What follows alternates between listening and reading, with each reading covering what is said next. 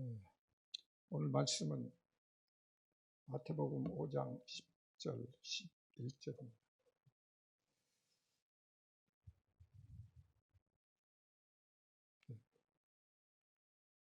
다 같이 한번 봉독하실까요? 시작. 의를 위하여 박해를 받은 자는 복이 있나니 천국이 그들의 것임이라. 나로 말미암아 너희를 욕하고 박해하고 거짓으로 너희를 거슬러 악한 말을 할 때에는 너희에게 복이 있나니. 아멘. 그동안에 수요 예배 때는 히브리어를 여러분 공부하시다가 또 히브리어로 계속 연결됐으면 좋겠습니다만, 제가 신학 공부하면서 히브리어하고 헬라어 기초밖에 공부를 못해서 강의할 정도는 안 되고, 다만 히브리어는 이제 여러분 아시다시피 원래는 그 자음만 있었다고 그래요. 그리고 그 점 찍는 게 많아요. 가운데도 찍고 밑에도 찍고 해서 그 점을 잘못 찍거나, 옛날에는 이 종이도 없고 뭐 하니까 서기관들이 쓰다가 졸아버리고 띄어먹고 뭐 하면 말이 완전히 달라질 수가 있잖아요. 그래서 굉장히 조심스럽게 말씀을 다뤄야 된다, 그런 의미하고, 또 하나는 사실 우리 그 성경을 읽지만은 이 성경이 그 바로 번역돼서 이렇게 온 게 아니고, 아시다시피 히브리어가 헬라어로 번역이 됐다가 그 헬라어가 라틴어로 되고 영어로 되고, 그래서 우리나라에 들어온 거는 영어나 또는 중국을 통해서 와가지고, 그래서 애굽도 지금 한자로 애굽이거든요. 지금 이집트잖아요. 근데 중국어로 애굽이라고 그러거든요. IG 이렇게 발음은 그렇게 하는데, 그렇게 이제 이 번역되는 과정에서 이 내용들이 조금씩 다를 수가 있죠. 그래서 이제 우리나라 말도 보면 뭐 아주 그 미묘한 우리 언어가 표현을 다 하잖아요. 맛 보면서 뭐 쌉싸름하다든지 불그스레하다든지 이런 표현들을 영어나 다른 언어로 표현하려면 또 그 맛이 안 나죠. 그렇기 때문에 히브리어에 그 담고 있는, 물론 예수님은 그 아람어를 쓰셨다고 그러는데, 어떻든 히브리어의 그 언어가 건너오면서 조금씩 변색되거나 빼먹거나 하는 그런 경우도 있어서 우리가 성경을 읽고 공부하면서도 혹시 좀 잘못 나갈 수도 있고, 거기서 이단이 생길 수 있고, 그래서 좀 조심스럽죠. 그래서 히브리어를 공부하시는데 좀 열심히 하셔서 또 좀 더 깊은 의미를 깨닫는 그런 계기가 되면 아주 좋을 것 같습니다. 그래서 오늘 저는 이 마태복음 이렇게 주시는데, 이 말씀은 뭐 여러분 잘 아시다시피 산상수훈이잖아요. 예수님이 처음 사역을 시작하시면서 팔복에 대해서 이제 얘기를 하는데, 팔복은 우리가 생각하는 팔복과 다르다. 그러니까 세상적인 그런 복이 아니라는 거죠. 천국의 복을 지금 소개하는 건데, 우리는 세상적인 그런 관점으로 그걸 자꾸 해석하려고 그러고 윤리 도덕적으로 보다 보니까 곳곳에서 그 좋은 말씀이라고 다 믿고 또 선전하고 이렇게 하는데, 그런 것들이 잘못됐다 이렇게 말씀을 드리고, 우선 오늘 말씀 중에 이제 첫 말씀이 심령이 가난한 자는 복이 있나니 이렇게 말씀하셨잖아요. 근데 이제 이게 지금 마지막은 의를 얘기하시잖아요. 그래서 이 의를 강조하시면서 의로 인해서 박해를 받았다, 그러면 복이 있다, 그리고 그게 천국이다 이렇게 말씀하시는데, 부활절을 앞두고 지금 이제 종려주일 지내면서 우리가 이제 예수님께서 부활하시고, 그리고 그 전에 고난 받으신, 그래서 우리는 보통 십자가를 고난이라고 이렇게 표현을 많이 하죠. 그런데 이 고난의 문제는 정말 우리가 구원받고 믿음의 그런 수준에서 보면 이건 대단히 중요한 문제다.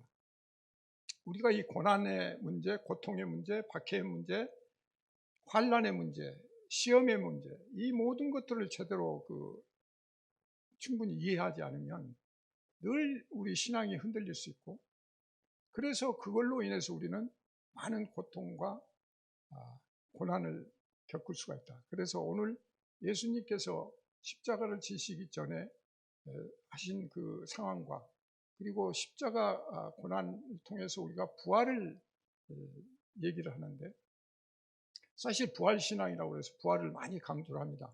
근데 우리가 소망이죠. 그리고 가야 되고, 그게 이제 정해졌는데, 계속 부활만 강조하고 거기에다만 포커스를 맞추면 우리는 하나 놓칠 수가 있다. 그 놓치는 게 뭐냐? 이 십자가 위에서 부활이 이루어지고 하는 그 과정에는 고통이 같이 가는 거죠. 고난이 같이 가는 거예요.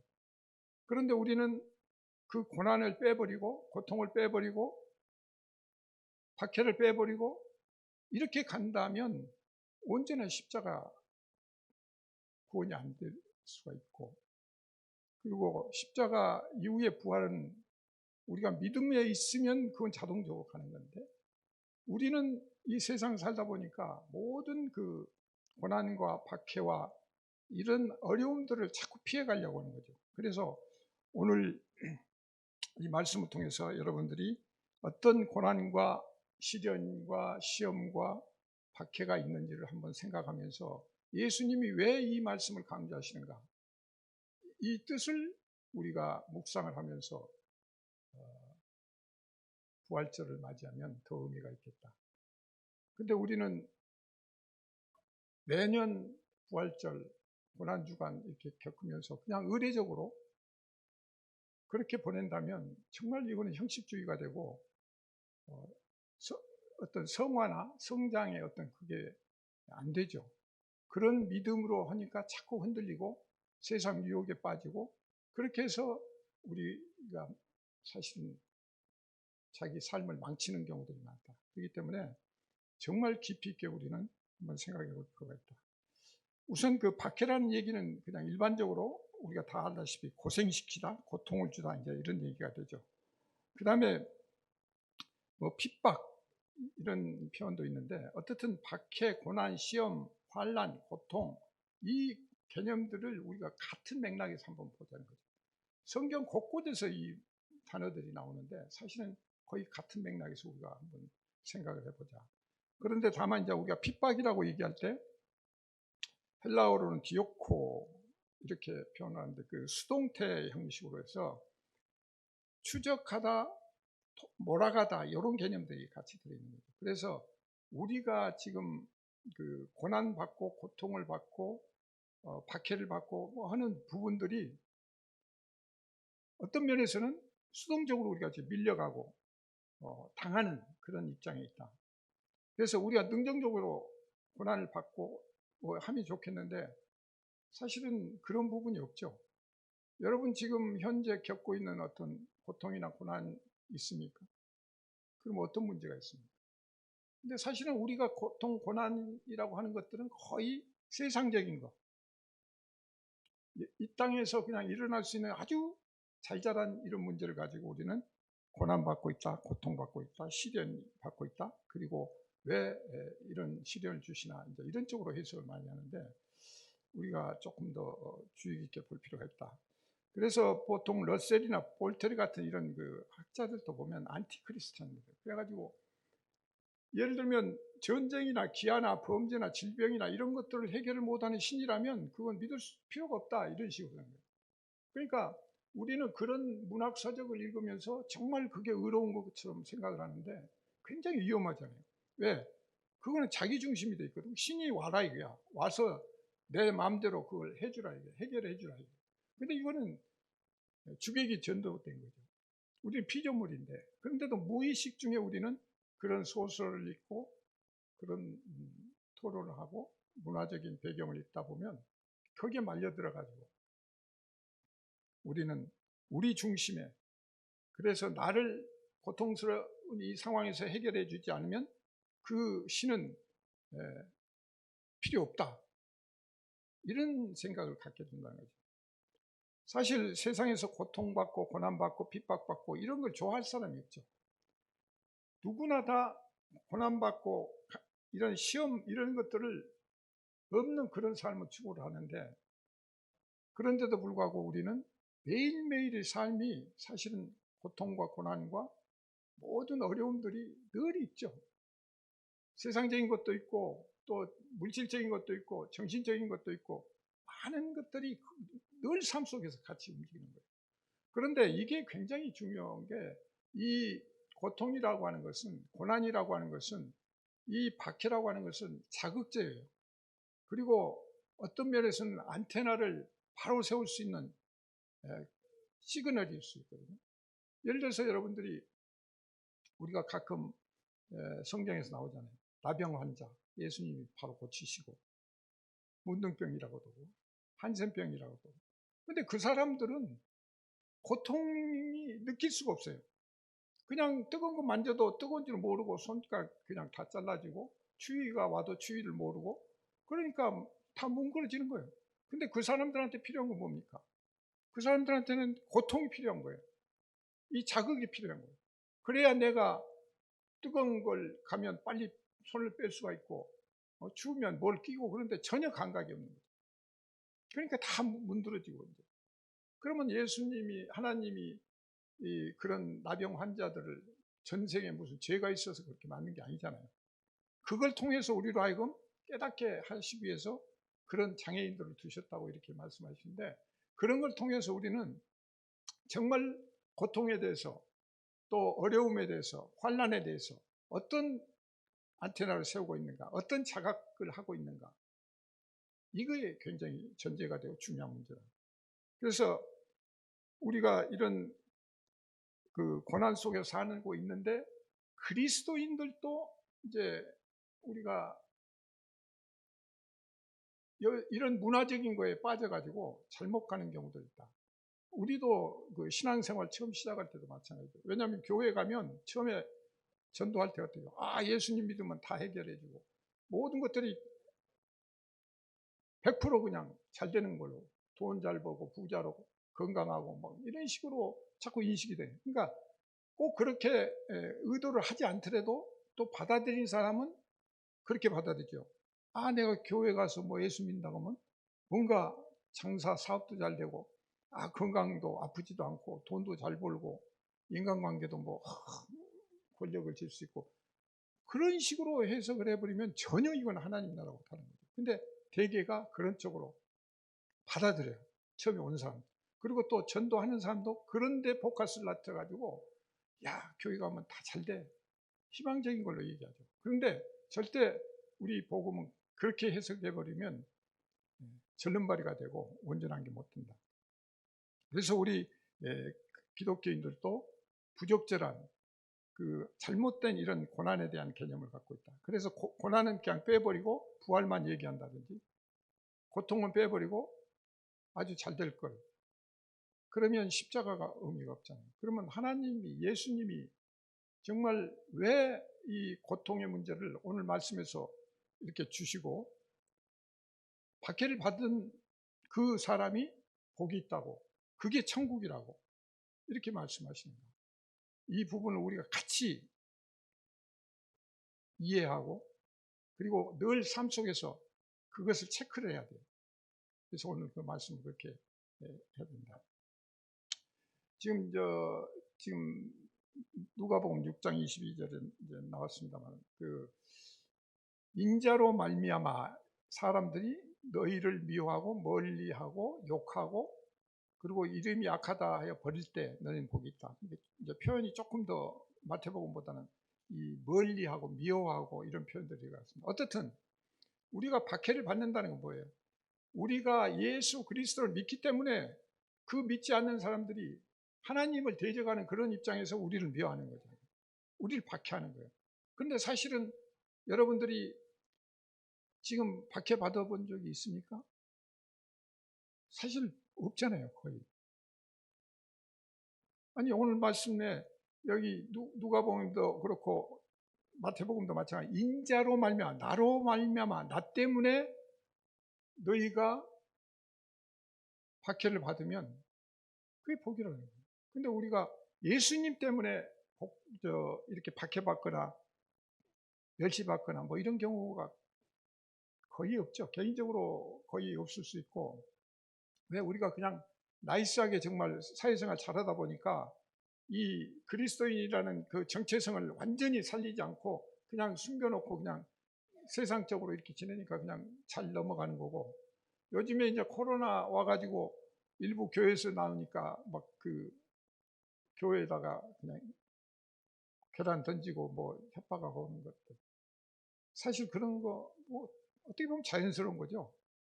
그 사람들은 모르잖아요. 하나님 모르고 예수님을 모르니까. 원래 대적적인 그런 마음을 갖고 있던 사람들이 그냥 와서 하는 건 그건 아주 자연스러운 일이다. 그러나 우리는 그런 부분들을 분명하게 좀 해야 되는데, 우리가 이런 그 착오에 빠지는 이유는 항상 이원론적인 생각을 갖기 때문에 두 가지 관점으로 봅니다. 그래서 이 부활과 십자가와 고난은 같은 한 묶음인데, 부활은 선택을 하고, 나 죽어서 부활해서 천국 가야 된다는 거는 선택을 하고, 십자가 전에 고통, 고난, 환난, 이거는 내가 아니다, 이런 생각을 갖고 선택적으로 본다. 그러면 그 선택적으로 본다는 건 뭐예요? 거기에는 내가 중심이 되어 있다는 거예요. 그러니까 우리는 순종한다면서도 그게 온전한 순종이 아니죠. 왜? 내가 주관이 돼서 내가 선택을 하고 내가 판단해서 이 고난과 고통과 어려움은 내가 그냥 어떻게 피해갔으면 좋겠고, 차라리 이거는 다른 사람이 했으면 좋겠고, 내 문제가 아니라. 그리고 남이 고난받고 고통받으면 그냥 구경거리로 즐기는 그런 쪽으로 우리가 많이 보죠. 한번 보세요. 역사를 보면 옛날 고대 때도 뭐예요? 사람 투구장에 보내가지고 그냥 거기서 칼 부리면서 죽이면 와 환호성 울리고, 오늘날 그게 바뀌어갖고 스포츠다 뭐다 하는 게 거의 상대방을 어떻게든지 짓눌러서 그렇게 해서 내 즐거움과 쾌감을 느끼는, 그리고 대리만족을 하는 이런 식으로 가고 있는 거죠. 그래서 이런 것들이 참으로 우리의 그 두 가지 관점으로 보기 때문에 선택적으로 보고, 이것들이 우리를 사실은 신앙적으로 절름발이를 만드는 경우가 있다. 그래서 우리는 한 묶음으로 보고 자꾸 이렇게 분리해서 보지 말고 고난과 십자가와 부활을 같이 볼 수 있는 그런 사고를 가져야 된다. 사실 하나님이 우리가 뭔데, 우리가 뭘 잘했어요? 뭐 아무 죄인이잖아요. 그런데도 불구하고 그 독생자 예수님을 보내셔서 우리를 구원하시겠다고, 그리고 십자가에 돌아가시도록 그렇게까지 해서 그것이 다 예언이 돼가지고 지금 왔잖아요. 그런데 엄밀히 따지면 그 하나님이 예수 그리스도 독생자보다 우리를 더 사랑한 거예요. 어떻게 보면 우리를 더 사랑하기 때문에 그 아들을, 독생자를 십자가에 고난받으면서 고통받으면서 죽게 만드셨어요. 왜? 우리를 구원하기. 그거 보고 깨달은 거예요. 그냥 해갖고는 안 통해. 아무리 뭐 하나님이 계시고 뭐 어쩌고 해고 구약의 역사적으로 그렇게 해도 안 먹혀버려요. 이해도 못할 뿐만 아니라 이해하려고도 안 하고. 그런 과정에서 예수 그리스도를 보내셔서 정말 십자가의 고통을 받게 하시고 그걸 통해서 부활의 그 현장을 보여주셨는데, 하여튼 우리가 그런 과정에서 예수 그리스도의 그 뜻을 한번 좀 생각을 해봐야 된다. 그래서 다시 묻습니다. 여러분이 지금 받고 있는 박해가 뭐 있습니까? 어떤 박해가 있나요? 그러니까 자꾸 우리는 세상적인 어떤 조그마한 그 삶 속에서 일어나는 이런 고난과 힘든 거, 또 뭐 돈벌이가 안 되고 장사가 안 되거나, 또 누구한테 돈 꽂았는데 띄거나, 뭐 하여튼 이런 잡다한 것들이 있으면 시험 들었다고 그러고, 또 뭐다가 몸에 고통이 오고 아프고 병원에 가게 되면 막 하나님을 또 원망하는 경우도 생기고. 그런데 그런 것들이 우리의 고난과 고통과 거기에 범주가 된다. 오늘 다시 예수님이 마태복음 얘기했습니다. 나로 말미암아. 예수님 때문에 우리가 고난 받은 적이 있냐? 예수님 때문에 고통받은 적이 있는가? 사실은 거의 없죠. 그래서 오늘 이 말씀을 통해서 한번 다시 지금 요한일서 3장 13절에 보면 형제들아 세상이 너희를 미워하여도 이상히 여기지 말라. 그러니까 세상은 우리를 자꾸 이상한 족속으로 이렇게 볼 수가 있다는 거죠. 왜? 이해를 못하니까. 그리고 하나님 세계를 못 보니까 그렇게 볼 수밖에 없는데 거의가 정반대예요. 그러니까 그걸 분명히 해야 되는데 우리는 세상 속에 살면서 세상적인 걸로 같이 묶어서 가려고 그러는데 사실은 우리는 천국 백성이잖아요. 하나님 나라 백성이면 이 세상하고는 전혀 다른 거예요. 그래서 우리는 죽을 때 가지고 갈 게 아무것도 없다. 다 털어놓고 간다. 맨몸으로 왔다가 맨손으로 간다. 이런 개념들을 늘 갖고 있잖아요. 그렇다면 이 세상에서 살면서 뭐 잡다한 어떤 빌딩을 짓고 큰 땅을 사고 돈을 많이 벌어서 저축을 많이 해갖고 막 부자가 되고 뭐 띵땅거리는 이런 개념이 아니라는 거죠. 그거는 와도 좋고 안 와도 좋고 온 대로 오는 또는 안 오면 안 온 대로 그냥 늘 감사하고 기뻐하는 그런 사람이 돼야 되는데 세상은 자꾸 예수 믿는다는 이유로 해서 우리를 미워하고 할 수가 있는데 그거를 이상한 일로 여기지 말라는 거죠. 그리고 빌립보서에서도 그 은혜를 주셔가지고 다만 그를 믿을 뿐만 아니라 그를 위하여 고난도 받게 하신다. 고난도 받게 하신 거예요. 그래서 오늘 주시는 말씀이 그냥 박해를 받는다는 그런 어떤 객관적인 사실을 얘기하는 거야. 객관적이면서도 너희들이 박해를 받고 있느냐? 그걸 묻는 거죠. 나로 인해서 나 때문에 너희들 박해받는 거 있느냐? 어떻든 예수님도 박해를 받으셨죠. 이게 모든 삶 속에서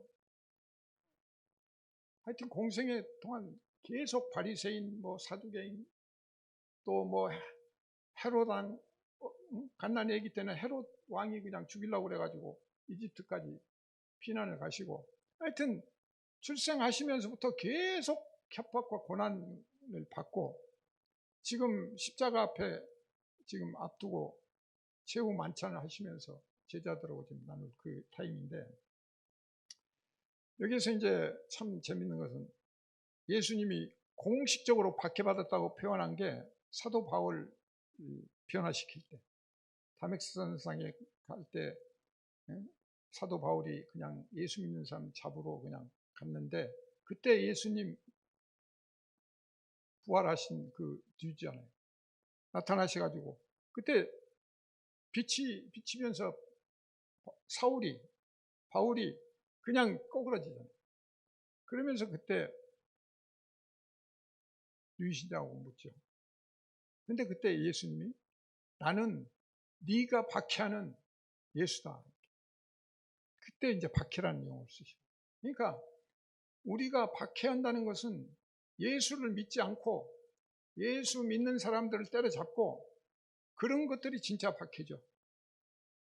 세상 사람들이 뭐 별로 관계 모임에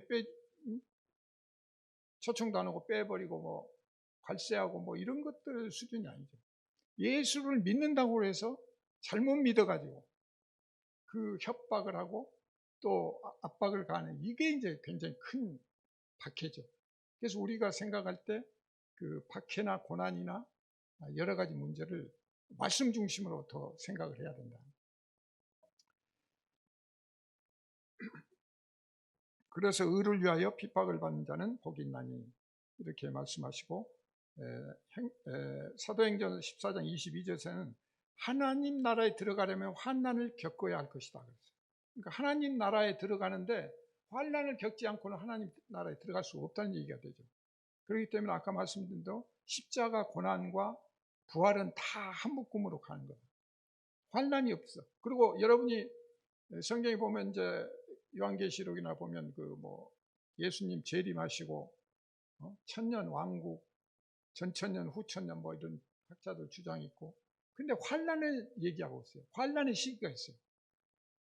그때는 엄청난 그리고 믿는 사람은 또 휴거에서 공중에서 또 들림을 받을 수 있는 그런 표현들이 있는데, 그런 저런 게 어느 때인지는 모르지만 우리에게는 늘 고난과 고통과 환란이 있고, 특별히 이 사탄 마귀가 정말 마지막 발악을 할 때는 엄청난 우리 고난이 올 거예요.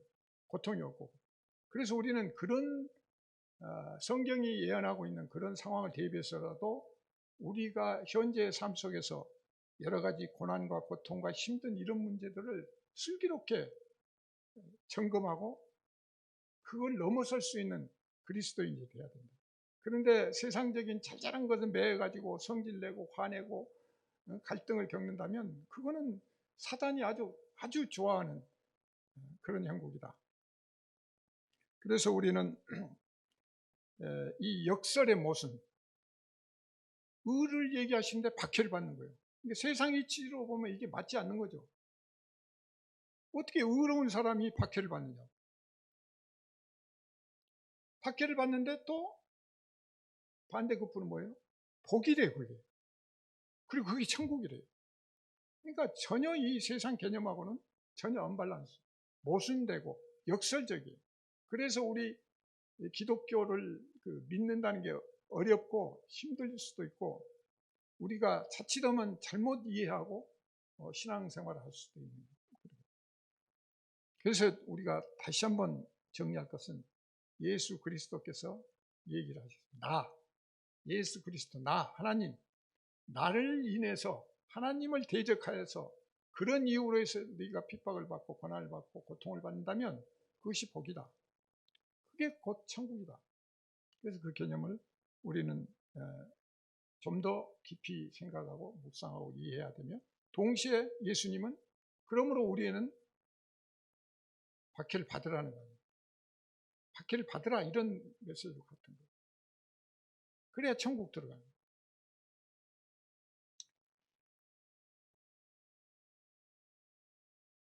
베드로전서 5장 9절 10절에 보면은 너희는 믿음을 굳건하게 하여 그를 대적하라. 이는 세상에 있는 너희 형제들도 동일한 고난을 당하는 줄을 압니다. 그래서 대적하라고 얘기를 하시거든요. 그런데 왜 이런 환난을 당하라고 하셨는가 하는 것을 다시 한번 우리는 생각해야 된다.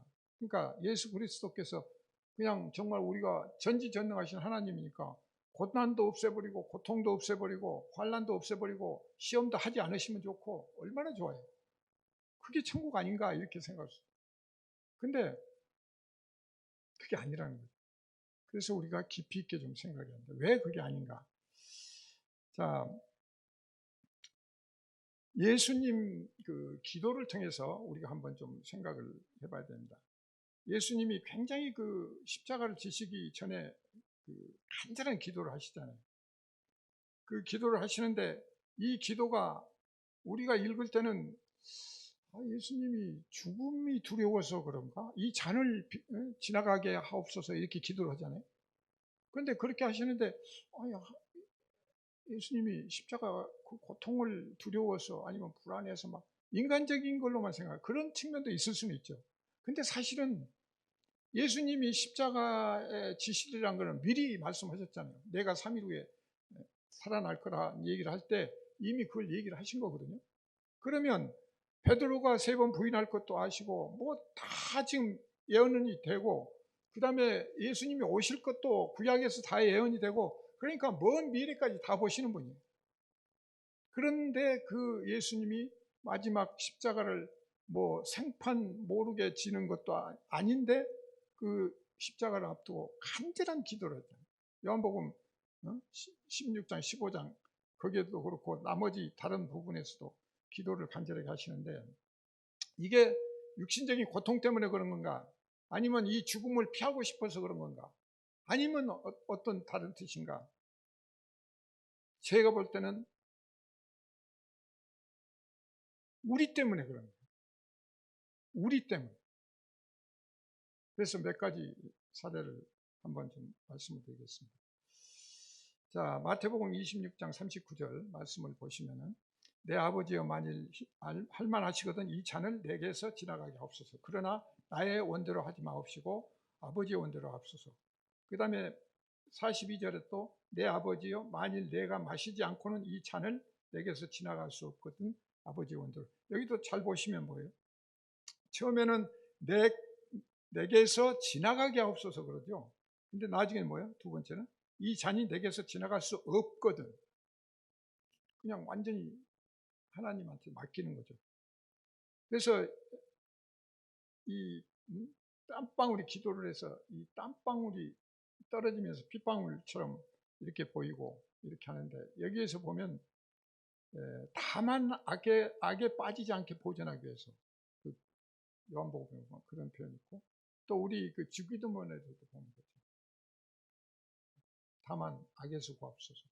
그러니까 이 세상이 지금 악의 세상이고 예수님이 떠나면서 이 제자들은 못 믿겠는 거야. 확실하게 이 믿음이 딱 서 있는 이런 제자라면 그냥 홀가분하게 가겠는데, 제자들도 확실히 믿을 수가 없는 그런 상황이 됐다. 그렇기 때문에 정말 그게 안타까운 거죠. 나사로가 죽었을 때 3일 늦게 가시잖아요. 그 죽을 줄 알고 그런데 늦게 가신 거, 그걸 통해서 우리한테 뭔가 삶과 죽음의 문제를 보여주기 위해서 그러신 거예요.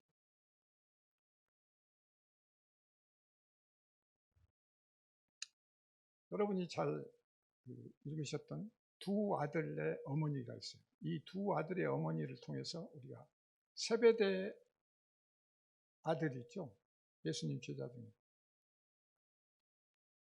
이 두 어머니가 보지 못한 것, 놓치지 못한 것. 아까 찬송할 때도 우리가 놓친 것들이 있다. 놓친 것들이 뭐냐. 20장 20절, 마태복음 20장 20절하고 21절 보면 그때 세베대 아들의 어머니가 그 아들들을 데리고 예수께 와서 절하며 무엇을 구하는데 무엇을 원하느냐. 여러분 잘 아시다시피 내 아들을 좌편 우편, 주님의 좌편 우편 앉히다. 그러니까 우리는 보통 설교할 때나 다른 데 보면은 세상적인 좌의정 우의정이라고 이렇게 얘기를 하거든요. 그러니까 세상적인, 최소한 세상적인 국무총리나 뭐 부총리 해달라고 하는 그런 측면 아니에요. 그래서 주의 나라, 하나님 나라의 주님의 자나 우, 그러니까 굉장히 어떤 의미에서는 선량한 의미죠. 그게 나쁠 건 없잖아요. 우리라도 주님 가까운데 주님 좌측 우측이 굉장히 좋은 일. 그런데 놓친 게 있다. 우선 이게 마가복음에 보면 이 세베대 두 아들이 야고보와 요한이 예수님한테 요청을 했어요. 좌편 우편 해달라고. 그런데 이 어머니가 또 지금 와서 얘기를 하는 거예요. 그러니까 치맛바람이 지금 그때도 엄청 셌어요. 아들을 데리고 오거든요. 그 아들을 데리고. 그러니까 아마 추측컨대 예수님한테 좌편 우편 앉혀달라고 했더니 별로 반응이 없으시더라. 그래서 집에 가서 그러는, 아마 그 어머니가 듣고 또 데리고 와가지고 예수님한테 또 그 얘기를 했는지 모르겠어요. 근데 우리 세움 성경을 어린이들 키우고 할 때도 마찬가지예요. 이런 똑같은 패턴인데 여기서 우리가 놓치면 안 된다. 그냥 착한 뜻이죠. 그리고 뭔가 하나님, 주님 가까이 가서 있으면 좋겠다는 뜻으로 했는데 놓친 게 뭐냐. 우선 고통을 놓친 거예요. 두 아들이 주님 좌우에 앉게 되려면 최소한 주님과 같이 고난과 고통을 받아야 되는 거죠. 십자가에 모여야 돼요. 그러니까 예수님이 십자가에 매달리셨을 때 그 좌우에 있던 그 두 강도, 그 자리에 이 두 사람이 가서 같이 있어야 되는 거예요. 그걸 놓친 거예요.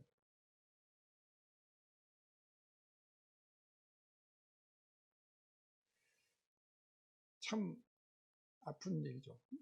이 고통의 문제를 부모가 생각을 하지 못하고 그냥 옆에 앉게 해주시죠. 근데 왜 이 말이 참 어렵냐면, 예수님이 그 답변하는데 이런 얘기를 하십니다. 너희가 구하는 것을 알지 못하는도다. 그러니까 구하는 걸 모르는 거예요. 그때까지도. 근데 이 말씀이 예수님이 내가 이제 잡혀가 가지고 예루살렘에 올라가는데 이 제사장하고 서기관들에 의해서 내가 넘겨져 가지고 이래서 내가 죽을 거다, 3일 후에 살아날 거야 하는 그 메시지를 얘기하고 있는 바로 그 다음에 일어난 일들이란 말이에요. 그러니까 그 예수님의 그 참뜻이 전달이 안 된 거죠. 이해를 못 한 거죠. 아니 지금 나 죽는다는데, 죽고 지금 3일 후에 살아날 거야 하는데 그걸 이해를 못 하고 그냥 주님 막연하게 우리가 쫓아가면서 주님 영광을 위해서 옆에 좌우에. 그런데 거기에 놓친 것이 고난의 문제고, 여기서 주님이 그렇게 얘기하시죠. 너희는 너희가 구하는 것을 알지 못한다. 그러고 내가 마시려는 잔을 너희가 마실 수 있느냐? 근데 그들이 말하되 할 수 있나이다. 제자들이 할 수 있다고 그랬어요. 그러니까 답변까지는 좋았죠. 근데 여기서 더 잔이 어떤 잔이에요? 그냥 우리 뭐 와인 마시고 소주 마시는 그런 잔입니까? 이 잔이요, 하나님의 모든 진노가 담긴 그런 잔이에요. 그러니까 그 잔을 지금 주님이, 그러니까 이 세상 죄인들 다 구원하기 위해서 그 잔을 지금 마시겠다는 거예요. 그래서 대속에 우리의 생명을 건지는 그런 말씀으로 갈 수가 있다는 거죠. 시편 75장 8절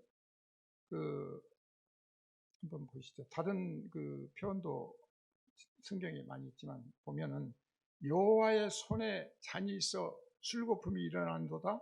속에서 큰 것이 가득한 그 잔을 하나님이 쏟아내시니 실로 그 찌꺼기까지도 땅의 모든 악인이 기울여 마시리로다.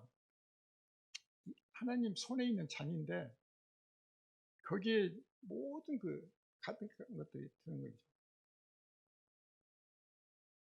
그래서 우리는 이 잔의 의미도 알아야 된다.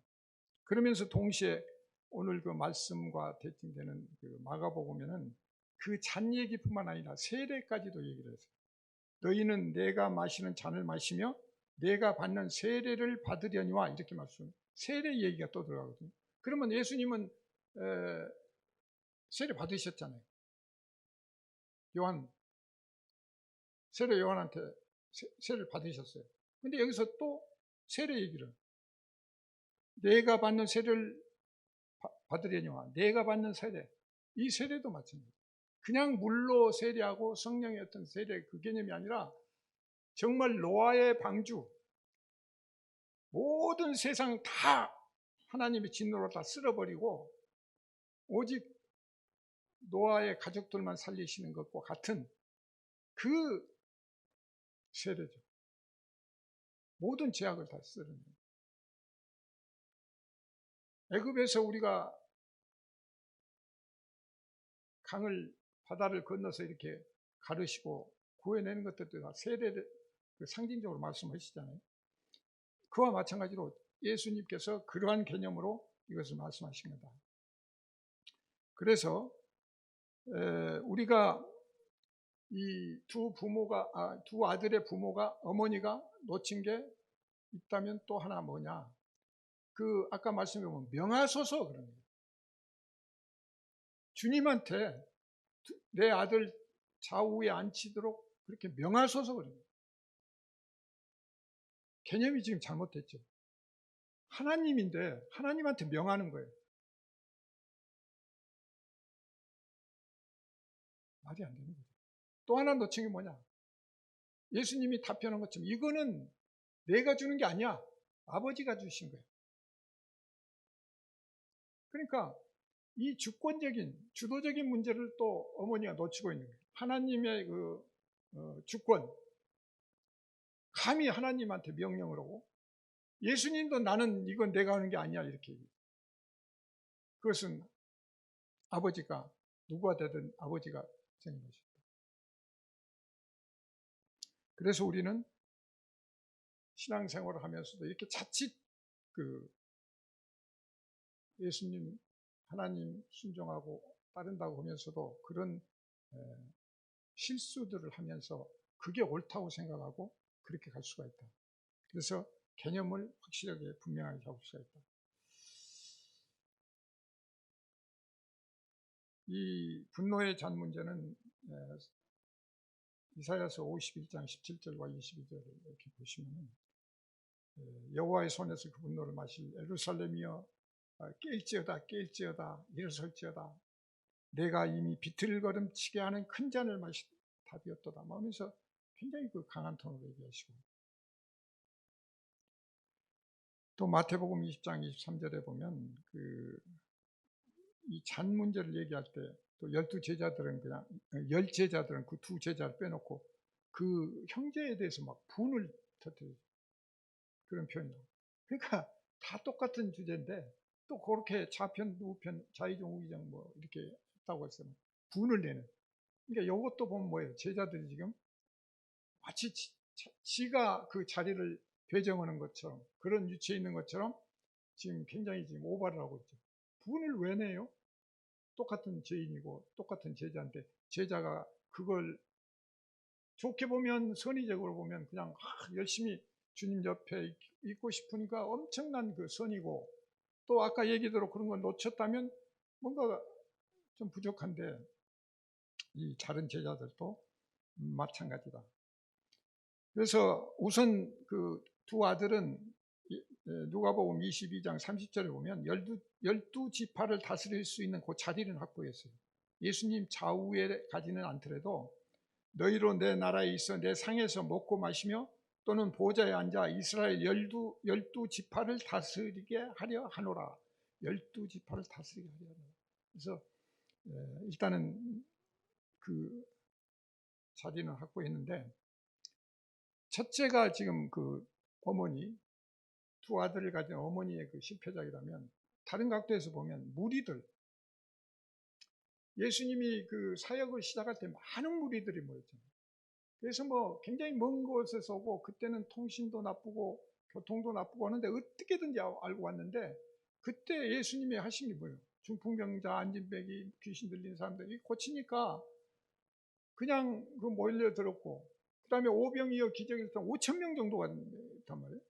그렇게 많은 사람들이 예수님의 기적도 보고 배도 불리고 병 고침도 낫고 뭐 했는데, 베드로 재판장에 재판을 할 때는 뭐예요? 그 군중들이 십자가에 못 박으세요. 십자가에 못 박으라고. 그 피가 우리한테 돌아와도 좋다. 그러니까 조변석계라고, 어느 때는 그냥 그렇게 따라다니면서 그냥 예수님이 오병이어 기적을 내니까 막 쫓아가면서 예수님을 왕으로 삼으려고. 그러니까 예수님이 그걸 알고 그냥 그 자리를 떠나가시잖아요. 그랬던 그 군중들이 빌라도 앞에 서 있는 예수님을 사형에 처해야 된다. 십자가에 처형해야 된다고. 바라바를 풀어줘야 된다. 해서, 그러니까 군중이라는 것은 정말 이 모래알 같은. 그래가지고 누가 그 바리새인들이나 제사장들이 조금만 이렇게 하면 또 거기 이 속에서 넘어가고, 이게 이런 거는 믿음도 아니고 신앙도 아니고. 근데 예수님 볼 때는 정말 안타까운 일이잖아요.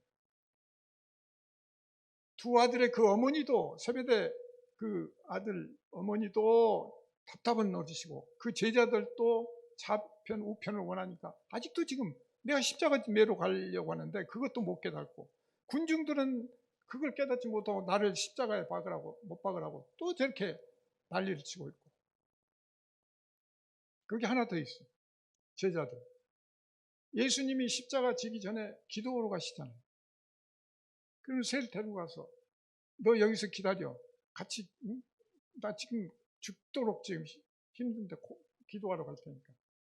근데 졸잖아요. 그냥 자고 있어요. 또 깨워놓고 또 가서 또 기도로 가신 거예요.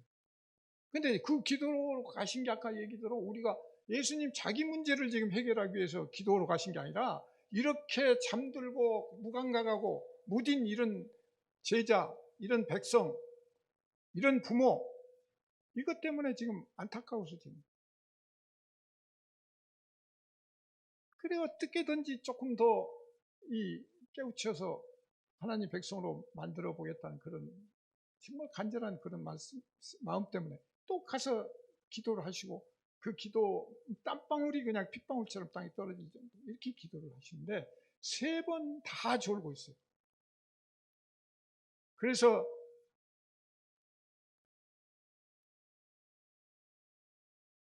나하고 1시간도 같이 깨어 있을 수 없느냐고.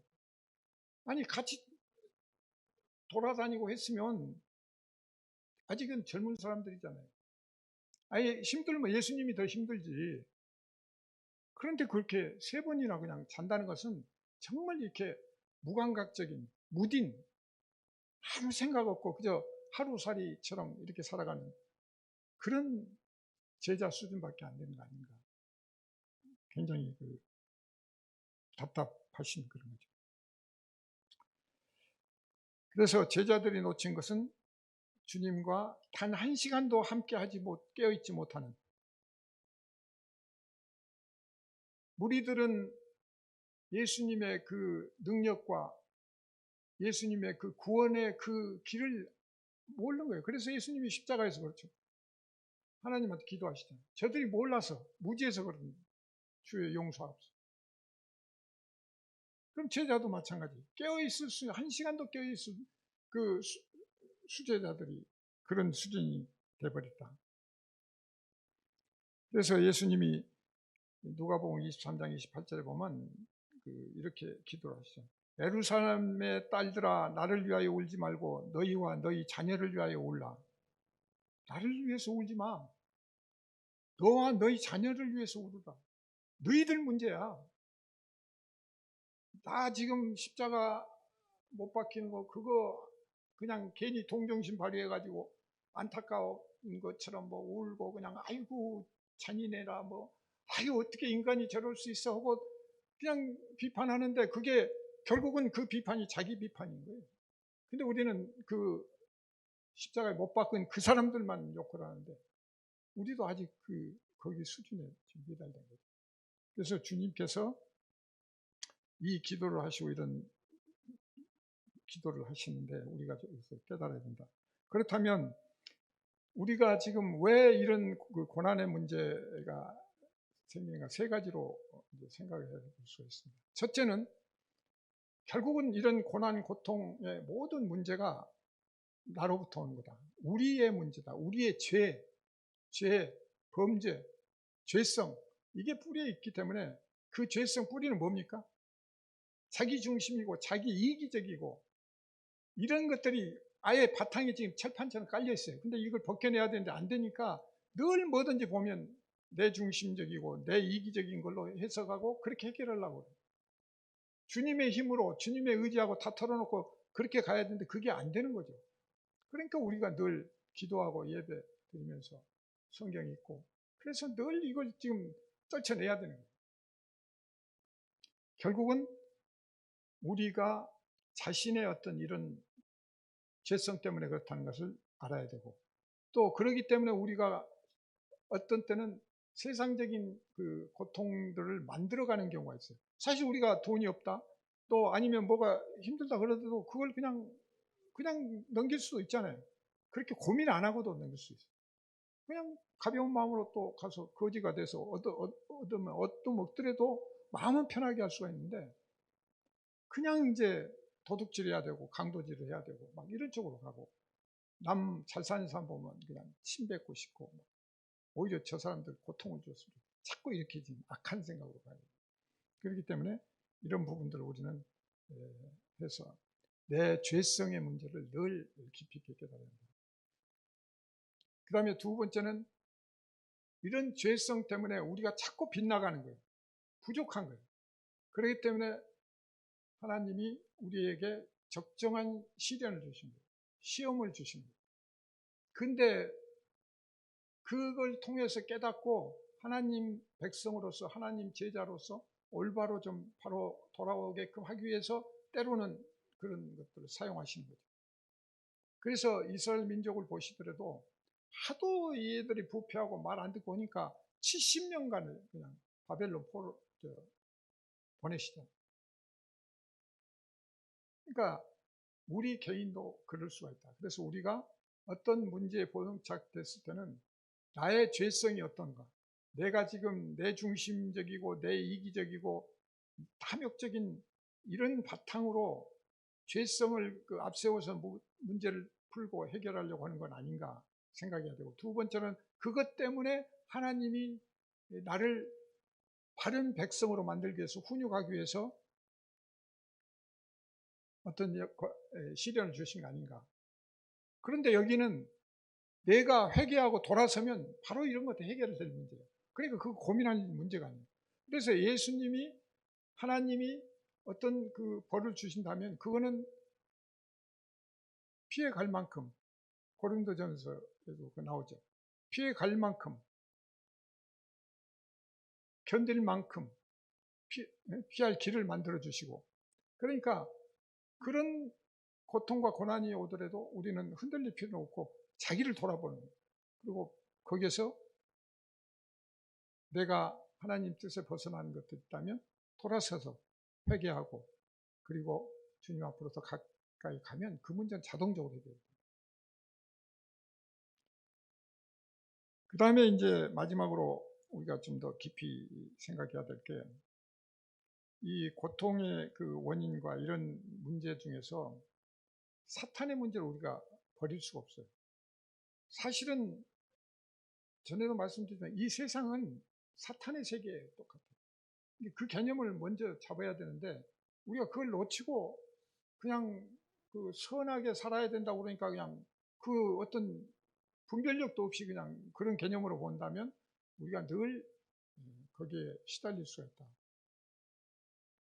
그래서 창세기 3장 15절을 우리가 많이 아는 얘기죠. 15절에 어떻게 되어 있습니까? 창세기 3장 15절 다 같이 한번 읽으실까요? 시작. 내가 너로 여자와 원수가 되게 하고 내 후손도 여자의 후손과 원수 되게 하리니 여자의 후손은 내 머리를 상하게 할 것이요 너는 그의 발꿈치를 상하게 할 것이니라 하시고, 이 말씀이 창세기에 주신 거잖아요. 근데 우리는 여기에서 뭐예요? 뱀한테 지금 얘기하신 거거든요. 그런데 내 후손도 여자의 후손. 근데 여자의 후손은 우리는 예수님이라고 알고 계속 예수님 포커스에 맞춰 놓으니까 나머지는 생각하는데 내 후손이라고 했어요. 그러니까 그 사탄의 후손도 지금 똑같이 지금 작용한다는 거죠.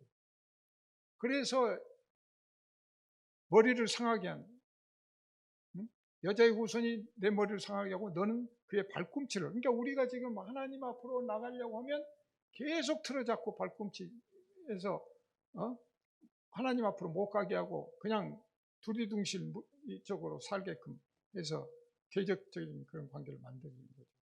그래서 우리는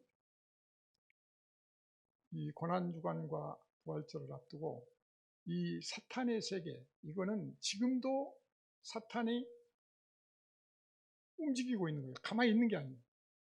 영적으로 움직이고 있다. 그러니까 우리가 그런 고난과 시련 속에서 그걸 이겨내지 못하고 영적 전쟁에서 이기려고 하는 그런 준비 태세도 갖추지도 않고 전신갑주를 입지 않고 그냥 적당히 살아가면 늘 우리는 그 사탄의 밥이 되고 시들림이 될 수 있다. 예수 그리스도께서 십자가를 통해서 완전히 그 사단을 제어를 한 거잖아요. 그런데 그것도 여러분이 믿으셔야 돼요. 이게 논싸움이에요. 그런데 우리는 이 땅에 사는 동안은 계속 그 흔들림 유혹에 빠질 수가 있고, 거기에서 빠지고 헤어나지 못하면 그게 이제 고통이고 그게 힘들어지는 거다. 그래서 이런 부분들을 우리가 좀 더 명확히 정리를 하고 성경을 읽으면서 지금도 지금 이 뱀의 후손도 지금까지 지금 계속해서 영적으로, 왜냐면 그것도 천사잖아요. 하나님을 배반한 천사의 그 영적으로, 그러니까 이 세상 인간들을 나쁘게 만들고 그 나쁜 독재자를 통해서 그 악령들이 그냥 지금 행포를 부리는 거예요. 그래서 몽리라고 그랬는데 지금 우리 몽리를 부리면서 예수 못 믿게 하고 예수님한테 대적하게 하고 자꾸 배반하게 만들고 하는, 이게 이제 그러기 때문에 하나님이 또 시험적으로 우리한테 시련을 주셔서 이거를 자꾸 훈련을 시켜서 이겨낼 수 있는 힘을 기르고 역량을 키우는 거다. 그건 어쩔 수 없어요. 우리가 우리가 원하기는 하나님이 정말 모든 고통, 고난 이런 거 다 없애버리고 우리한테 그냥 바로 그러면 우리는 동물적인 아니면 나무나 기계적인 그런 것밖에 안 돼. 인간이 아니잖아요. 인간에게는 인격적으로 하나님의 그 형상으로 지음을 받아서 우리에게 자유를 주셨고, 이 자유를 통해서 우리는 하나님을 선택하고 그 선택을 통해서 우리가 진정한 자유를 느끼고 거기에서 나간다. 그렇다면 우리에게 다가오는 어떤 고난과 시련도 사실은 그 아무것도 아닙니다. 정말 낮은 수준으로 보고 넘어갈 수가 있는데, 우리가 거기에 매여버리면 그냥 거기에 끌려다니고, 그러다가 이제 돈이 없으면 도둑질하고, 또 뭐 감정 조금만 상하면 살인도 하고, 뭐 그냥 이렇게 가는 거예요. 근데 우리는 그걸 넘어서는 거예요. 왜? 이미 예수님이 십자가에서 다 이겨놓으셨고, 또 아까 얘기도 천국이 보장됐잖아요. 환난 받고도 천국을 들어갈 수 있는 그런 보장을 받았기 때문에 우리는 그런 굳건한 믿음을 이번 그 부활절 기간을 통해서 하나님의 그 참뜻, 정말 하나님께서 우리를 아직도 걱정하시면서 우리가 온전한 백성으로 이 세상을 이겨낼 수 있는 승리자가 되도록 그렇게 축복하고 계신다. 이런 믿음을 가졌으면 좋겠습니다. 기도하겠습니다.